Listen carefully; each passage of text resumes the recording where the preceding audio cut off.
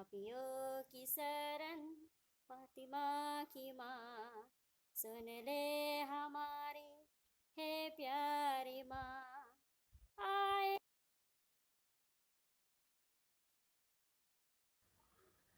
पहला पाठ प्रेरित चरित्र अध्याय 15 1 से 6। कुछ लोग यहूदिया से अंताकिया आए और भाइयों को यह शिक्षा देते रहे कि यदि मूसा से चली आई हुई प्रथा के अनुसार आप लोगों का खतना नहीं होगा तो आपको मुक्ति नहीं मिलेगी। इस विषय पर पौलुस और बरनबास तथा उन लोगों के बीच तीव्र मतभेद और वाद विवाद छिड़ गया और यह निश्चय किया गया कि पौलुस तथा बरनबास अंताकिया के कुछ लोगों के साथ यरूशलेम जाएंगे और इस समस्या पर प्रेरितों तथा अध्यक्षों से परामर्श करेंगे। अंताकिया की कलीसिया ने उन्हें विदा किया।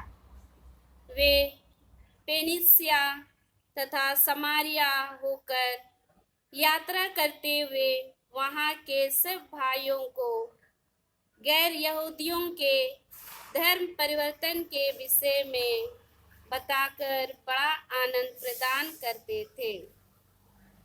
जब वे यरूशलेम पहुँचे तो कलीसिया प्रेरितों तथा अध्यक्षों ने उनका स्वागत किया और उन्होंने बताया कि ईश्वर ने उनके द्वारा क्या क्या कर दिखाया है।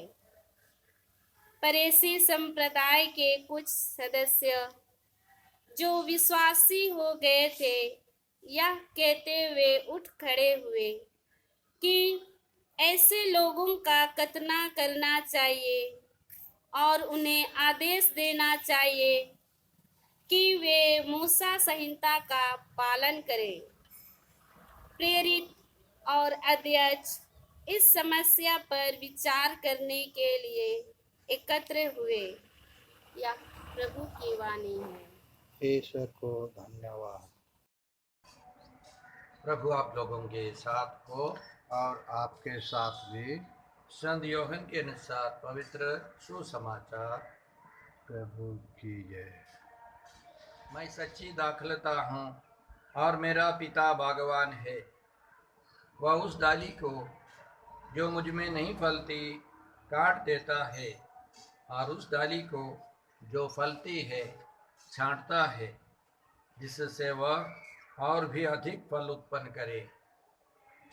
मैंने तुम्हें जो शिक्षा दी है उसके कारण तुम शुद्ध हो गए हो।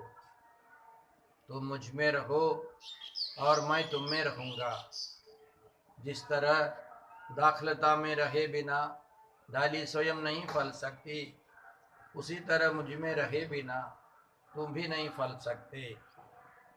मैं दाखलता हूँ और तुम डालियाँ हो। जो मुझ में रहता है और मैं जिसमें रहता हूँ वही बहुत फलता है, क्योंकि मुझसे अलग रहकर तुम कुछ भी नहीं कर सकते। यदि कोई मुझ में नहीं रहता तो वह सूखी डाली तक की तरह फेंक दिया जाता है।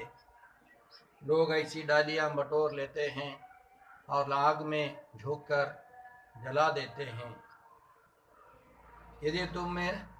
यदि तुम मुझ में रहो और तुम में मेरी शिक्षा बनी रहती है तो चाहे जो मांगो वह तुम्हें दिया जाएगा।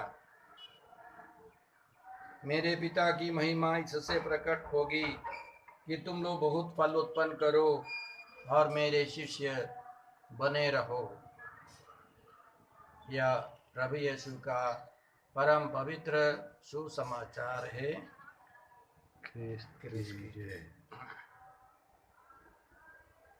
पहले पाठ में हम लोगों ने सुना कि आदिम कलीसिया में विकास के साथ साथ कुछ तनाव भी उत्पन्न होने लगा। अंताकिया की कलीसिया में यहूदियों के अलावा यूनानी और अन्य लोग शामिल थे। यहूदी विश्वासियों ने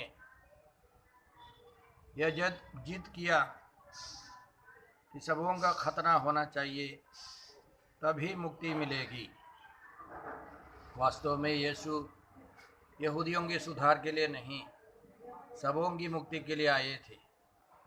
उन्होंने कहा था, नई अंगूरी नई मशकों में भरनी चाहिए। संत पौलुस लिखते हैं गलातियों के नाम पत्र अध्याय 6 पद 15 में, किसी का खतना हुआ हो या नहीं, इसका कोई महत्व नहीं।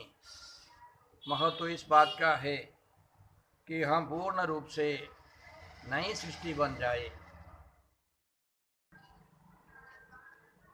सुसमाचार में हम सुनते हैं कि यीशु कहते हैं कि हमको पिता ईश्वर, यीशु पवित्र आत्मा के साथ, परम पवित्र त्रित्व के साथ एक घनिष्ठ रिश्ता रखना है,